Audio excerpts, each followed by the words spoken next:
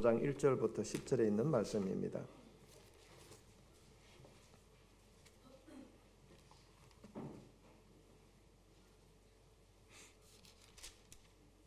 히브리서 5장 1절부터 10절에 있는 말씀 우리 함께 같이 읽도록 하겠습니다. 시작. 대제사장마다 사람 가운데서 택한 자이므로 하나님께 속한 일에 사람을 위하여 예물과 속지 않은 제사를 드리게 하나니 그가 무식하고 미혹된 자를 능히 용납할 수 있는 것은 자기도 연약에 휩싸여 있음이라. 그러므로 백성을 위하여 속죄제를 드린과 같이 또한 자신을 위하여도 드리는 것이 마땅하니라. 이 종기는 아무도 스스로 취하지 못하고 오직 아론과 같이 하나님의 부르심을 받은 자라야 할 것이니라. 또한 이와 같이 그리스도께서 대제사장 되심도 스스로 영광을 취하심이 아니요 오직 말씀하신 이가 그에게 이르시되 너는 내 아들이니 내가 오늘 너희를 낳았도다 하셨고, 또한 이와 같이 다른 데서 말씀하시되 내가 영원히 멜기세덱의 반차를 따르는 제사장이라 하셨으니 그는 육지에 계실 때에 자기를 죽음에서 능히 구원하실 이에게 심한 통곡과 눈물로 간구와 소원을 올렸고 그의 경건하심으로 말미암아 들으심을 얻었느니라.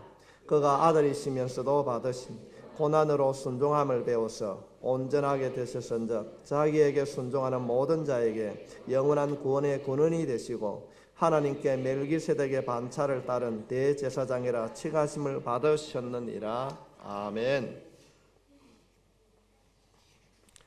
하나님 아버지, 이 시간 고난 주간 예배를 드리며 주님 말씀 듣기를 원합니다.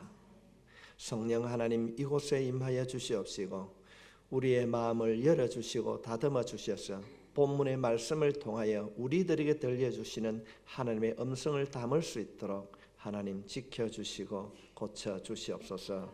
온전한 자로 살아갈 수 있도록 고난을 이기는 자로 살 수 있도록 도와주시옵소서. 예수님의 이름으로 기도하옵나이다. 아멘. 우리가 흔히 오늘은 종려주일이라 그렇게 말을 하게 됩니다. 이 종려주일이라고 하는 것은 고난주간의 첫날인 우리가 말을 할 수도 있습니다. 예수님께서 이제 사역을 다 마치시고 예루살렘에 입성하신 날로부터 주님의 부활하신 전날 토요일 아침까지를 우리는 흔히 고난주간이라 그렇게 말을 하게 됩니다. 그래서 우리 고난주간에는 보편적으로 한국교회가 금식과 철야기도 또는 특별 새벽기도 등 경건한 신앙생활을 하며 주님께서 당하셨던 그 고난을 깊이 생각하고 나 또한 그런 고난의 길을 걸어가야 되겠다고 하는 자신을 다듬는 기간이 고난주간이 될 수 있는 것입니다. 그렇다고 한다면 왜 예수님은 십자가를 지셨는가? 그 엄청나고 그 힘든 그 십자가 고난을 받으신 이유는 무엇인가? 누구 때문인가? 나와는 어떤 상관이 있는가? 오늘 이 말씀을 통하여서 깊이 묵상하면서 다시 한번 우리를 향한 우리를 구원하시기 위하여 이 땅에 오신 그 주님의 사랑에 우리가 감사하는 그런 마음을 가져야 될 줄 믿습니다. 예루살렘 성 북쪽에 조그마한 언덕 같은 산이 있었습니다. 나무도 별로 없었고 그 땅 색깔이 붉은 흙으로 덮여 있습니다. 그래서 히브리 말로 골고다, 붉은 흙의 언덕이다 이렇게 말을 하고 있습니다. 라틴어로는 우리가 흔히 말하는 갈보리입니다. 우리말로는 해골의 곳이라 이런 장소입니다. 그 장소가 어떤 장소인가 하면은 예수님이 그곳에서 골고다 또는 갈보리 언덕에서 사형을 당하신 장소인 것입니다. 주님께서는 금요일 아침에 안토니오 성문 앞에서 죽이라. 많은 사람들의 음성이 들렸습니다. 닷새 전에는 그렇게 주님을 호산나 주라고 부르던 그들이 어느 순간 찾아와서 죽이라 말을 하고 있습니다. 찬양했던 그 입술이 정말로 주먹을 불끈 쥐고 우리가 TV에 보는 데모대들처럼 죽이라 죽이라 아우성을 치고 있습니다. 그들의 말을 들어보게 되면은 죄인 바라바는 살려주고 예수는 십자가에 못 박아라 아우성입니다. 그때 왕이었던 비겁한 빌라도는 내가 법을 살펴보니까 죄는 없는데 나도 모르겠다. 너희들 마음대로 해라. 무책임한 행동을 하게 됩니다. 군중들은 예수를 죽이라고 아우성을 칩니다. 재판장에 있던 빌라도는 나도 모르겠다. 너희들 알아서 해라.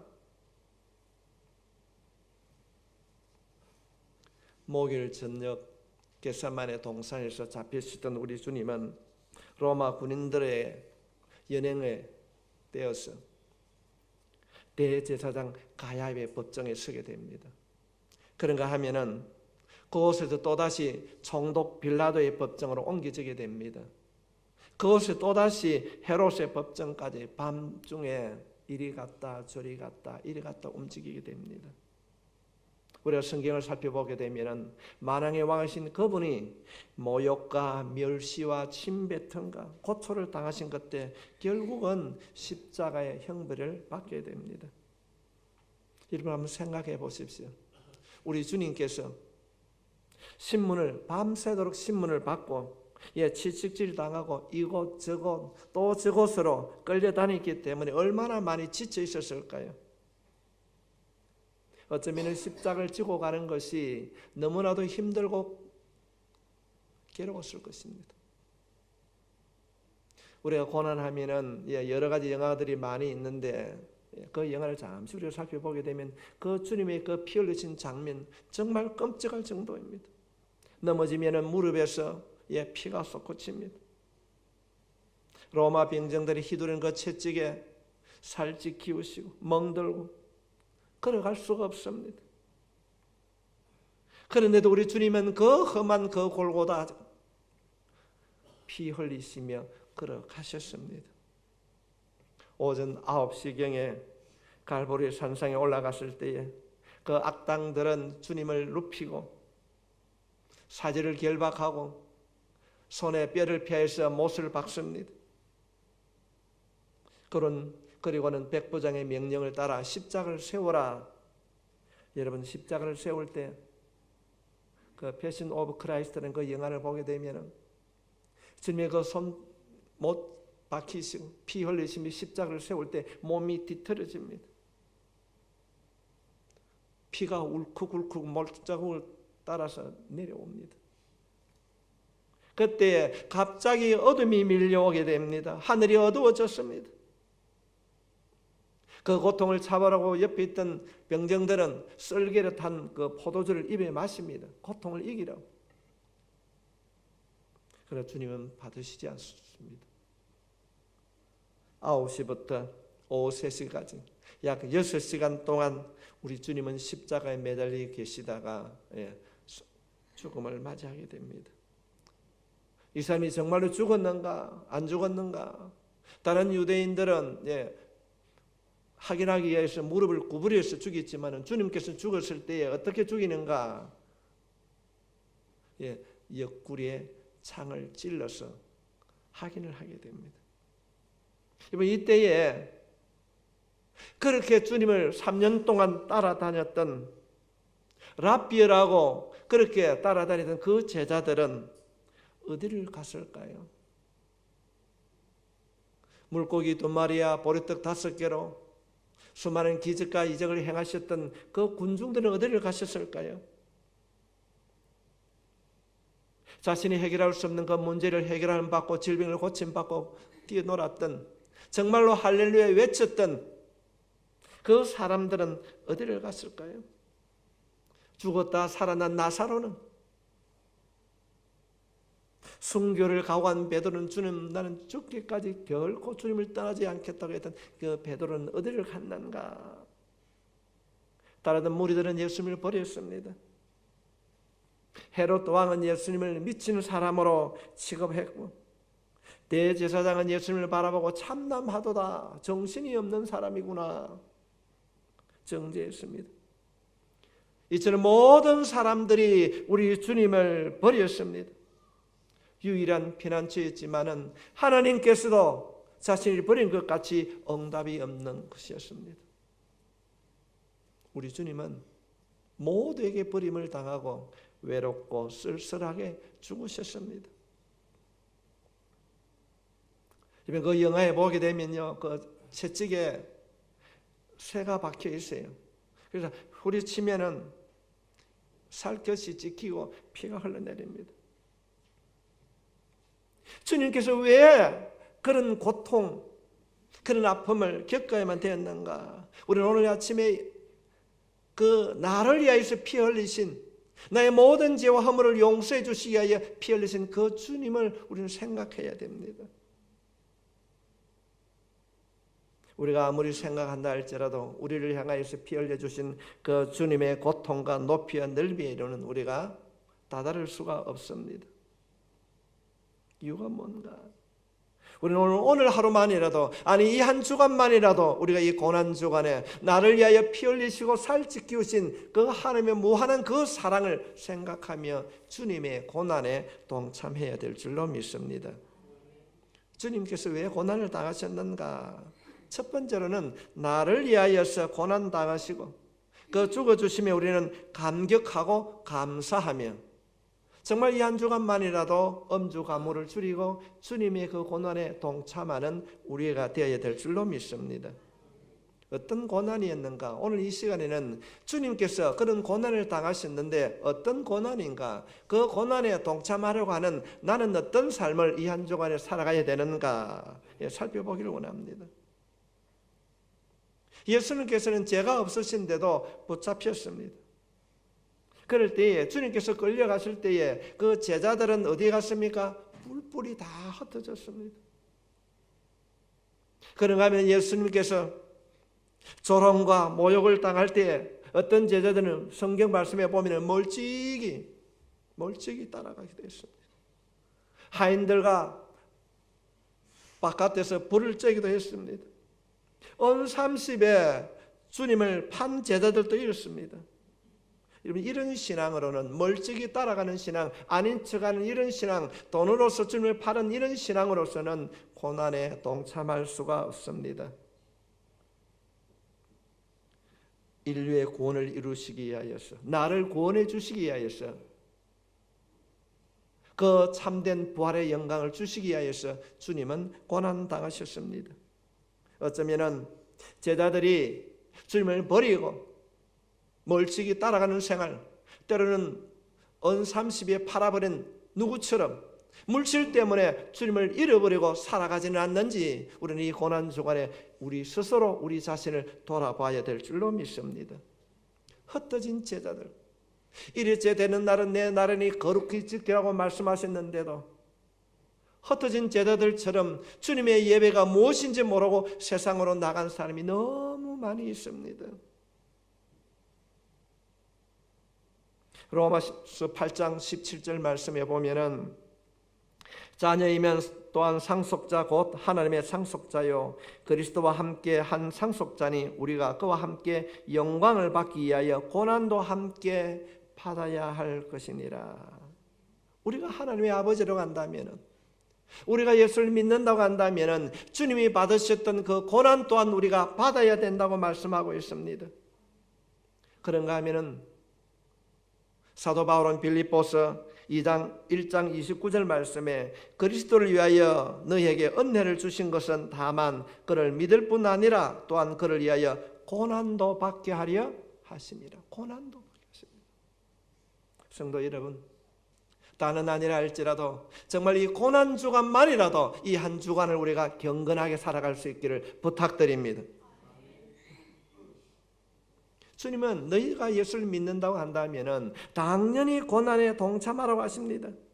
이것이 우리가 이 고난 주간을 지키는 의미인 것입니다. 그렇다고 한다면 예수님의 고난은 어떤 의미인가? 그 첫 번째가 기도의 고난이었습니다.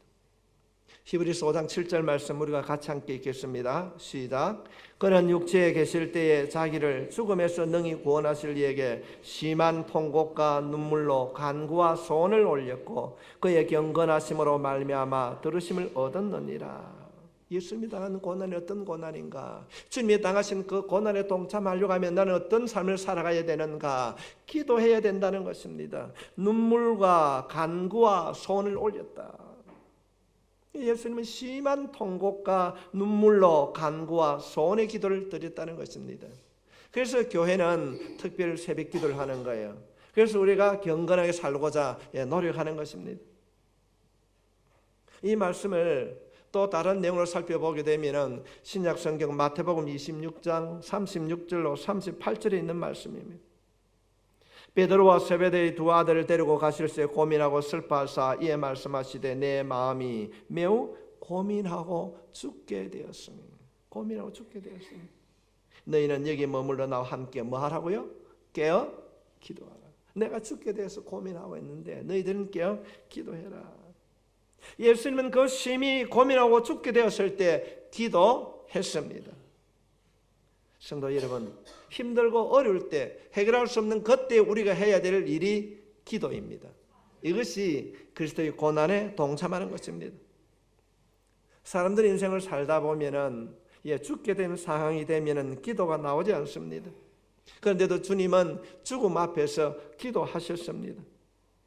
하나님께 멀어지는 것이 얼마나 두렵고 고통인 줄 아셨기 때문에 주님께서 기도하셨습니다. 그런데 주님이 드린 그 기도는 주님, 내가 이 기도하기 싫습니다. 자신의 원하는 것을 구하는 것이 아니라 어떤 기도였습니까? 아버지여, 내 뜻대로 마옵시고 아버지의 뜻대로 하옵소서. 아버지의 뜻. 도망가고 회피하는 기도가 아니라 아버지의 뜻을 따라 아버지의 말씀에 순종하겠다고 하는 기도가 예수님의 고난의 기도였습니다. 그렇다고 한다면 우리는 어떤 삶을 살아야 되겠습니까?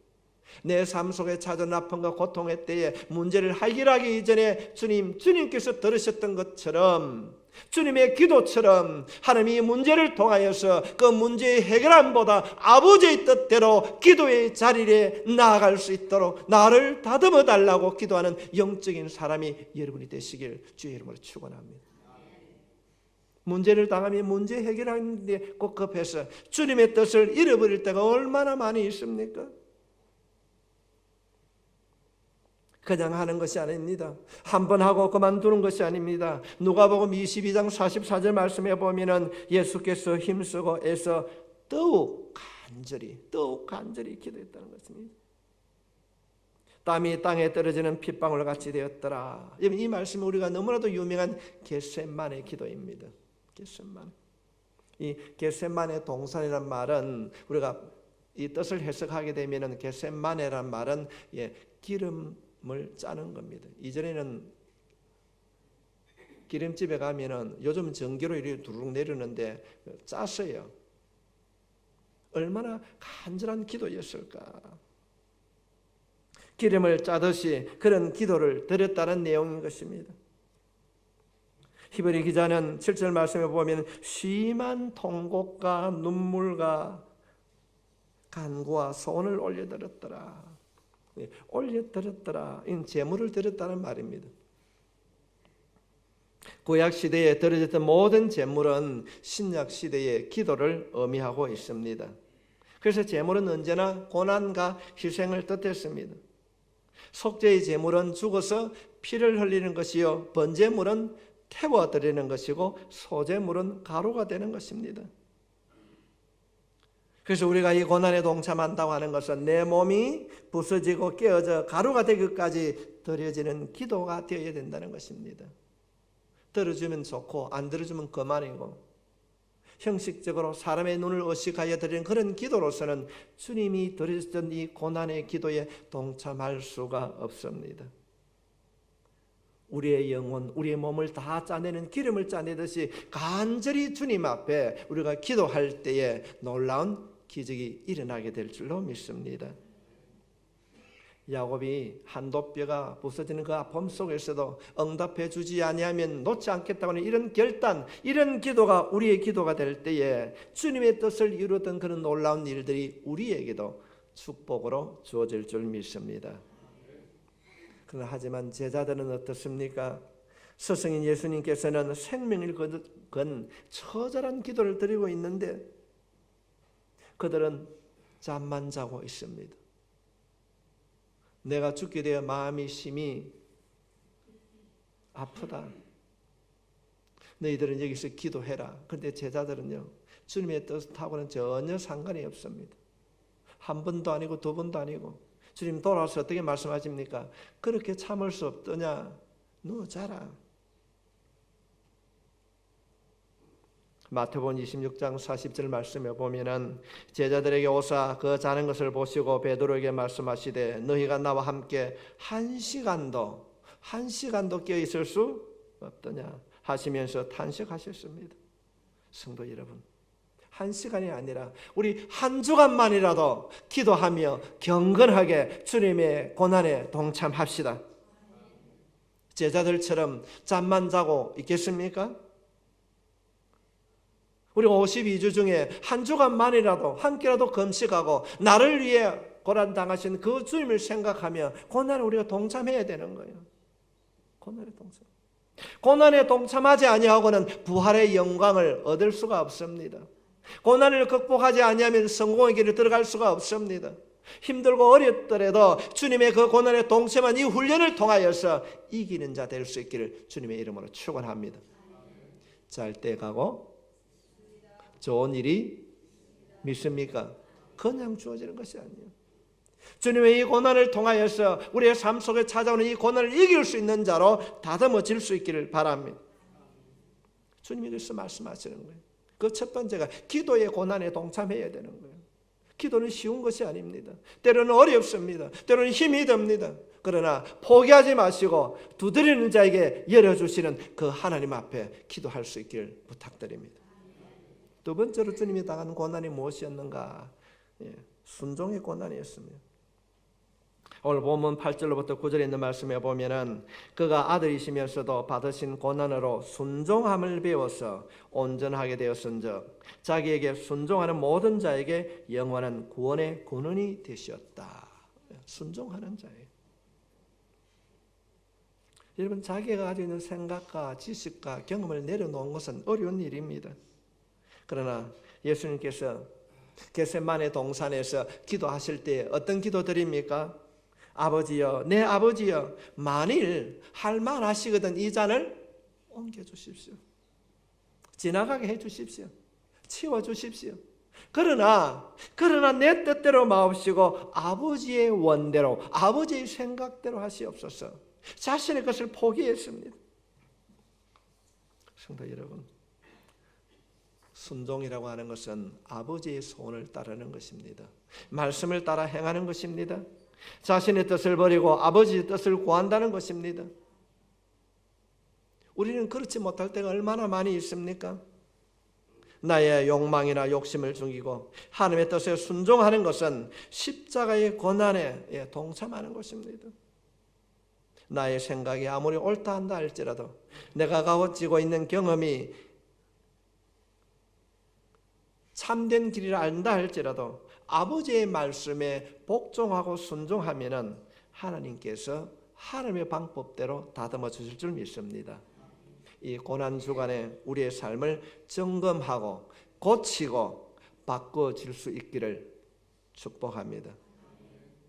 순종의 사람 사무엘은 불순종한 사울에게 뭐라고 얘기합니까? 순종이 제사보다 네 그리 헛소리 하지 마라. 네가 왕이라고. 아니야.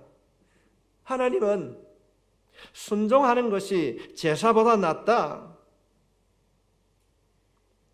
우리가 구약성을 살펴보게 되면은 자신의 몸이 소재의 제물처럼 가루가 된다 할지라도 순종하지 아니하면 아무런 의미가 없습니다. 자신의 몸을 불태우는 번제물이 된다 할지라도 순종하지 아니하면은 하나님을 기쁘게 하지 못한다는 이야기입니다. 성도 여러분, 고난 주간은 우리 자신의 여러분의 순종을 점검하는 기간입니다. 지금까지 살아오면서 내가 순종은 말을 하면서도 그것이 순종의 열매가 맺혀지지 않았다면은 근본 이 고난 주간을 통하여서 순종이 회복될 수 있기를 부탁드립니다. 순종하면은 처음에는 당장 손해 볼 것 같습니다. 하나님의 뜻을 따르면 이것이 아닌데, 내가 경험한 바는 이것인데, 내가 아는 지식은 이랬는데, 그렇다 할지라도 내려놓을 수 있길 바랍니다. 처음에는 손해가 가는 것고 어렵고 힘든 일 같습니다. 그러나 결과에는 복이요 열매가 될 줄 믿습니다.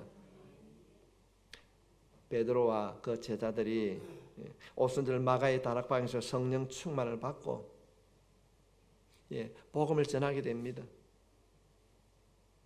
그럴 때에 대제사장들과 서기관들이 이를 붙잡아서 복음을 전하지 말라 그렇게 합니다.